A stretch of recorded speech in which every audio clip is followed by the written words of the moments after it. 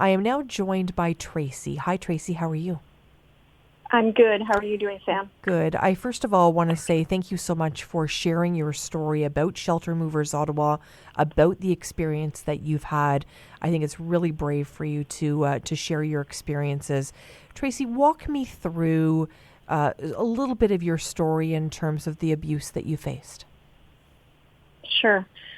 Um, yeah, I wanted to share my story because essentially I wanted to try to break through some of the stereotypes that financial abuse, it can't happen to educated women from mid to upper income households, because it can happen to any socioeconomic class, and it happened very gradually to me over a period of about 20 years.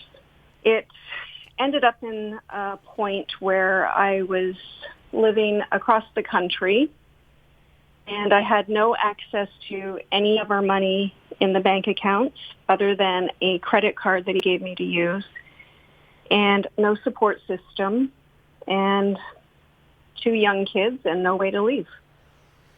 And by controlling the money, he really controlled everything, Tracy. Yeah, absolutely. And again, like I said, it started out innocent enough and very gradual. When we were living in Ontario, about 2 years after the birth of our second child, they were both having a lot of medical issues. So we decided that it was time for me to stop working and stay home with the kids and sort all that out and all the running with the appointments. And he made more than enough money to support the family and keep us on, track with our financial goals of the children's education funds, that sort of thing. So we didn't have any concerns that way. And then when the kids were a little bit older and in school full time and doing better, I decided to go back to work in a new field that I had found a passion for.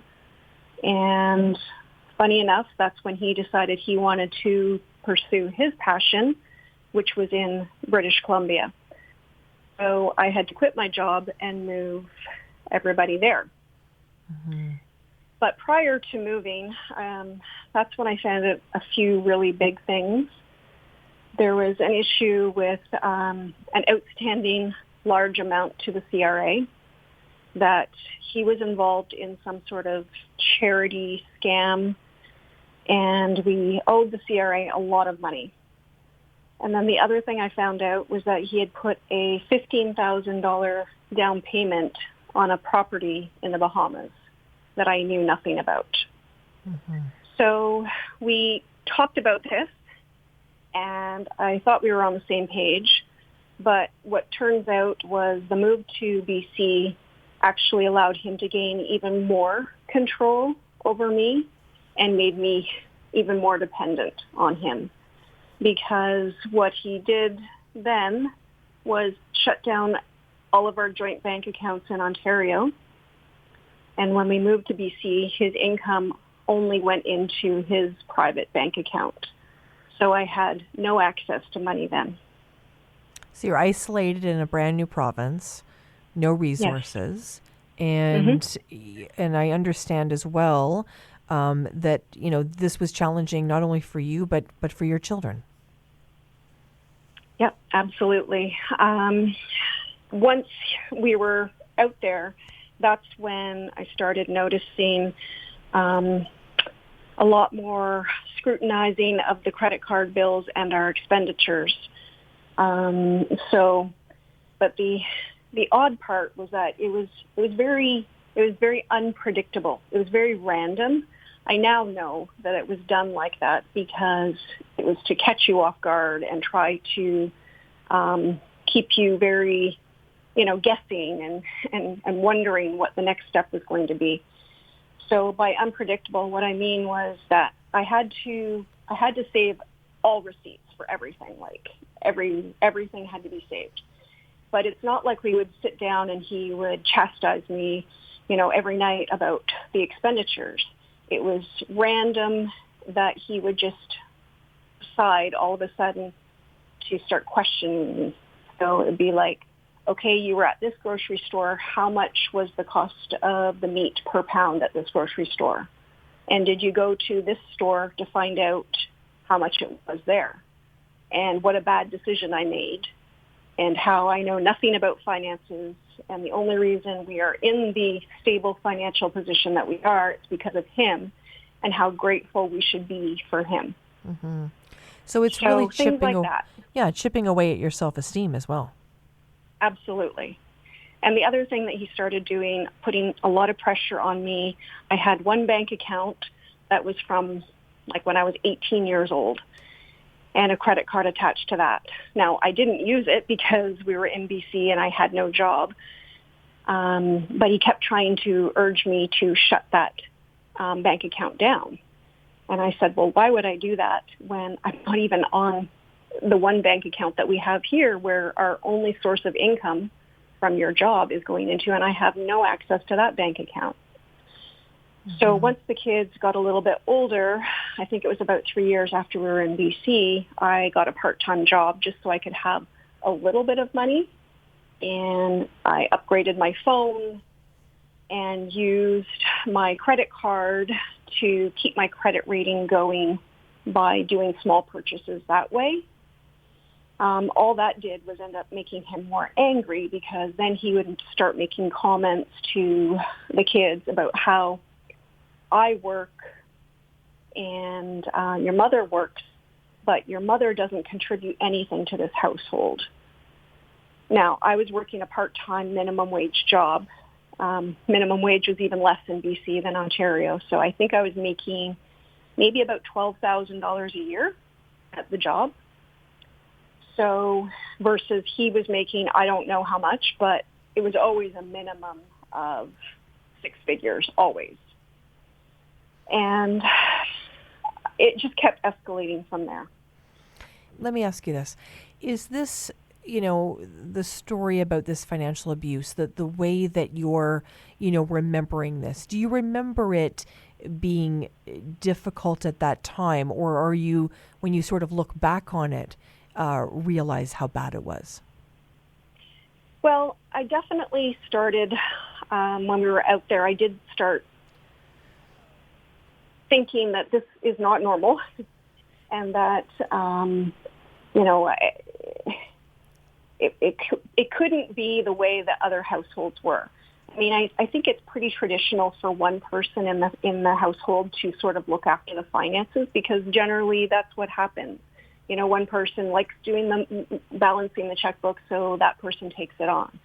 But the other person expects to, everything to be on the up and up. I mean, you trust your partner. You don't expect anything suspicious to be happening.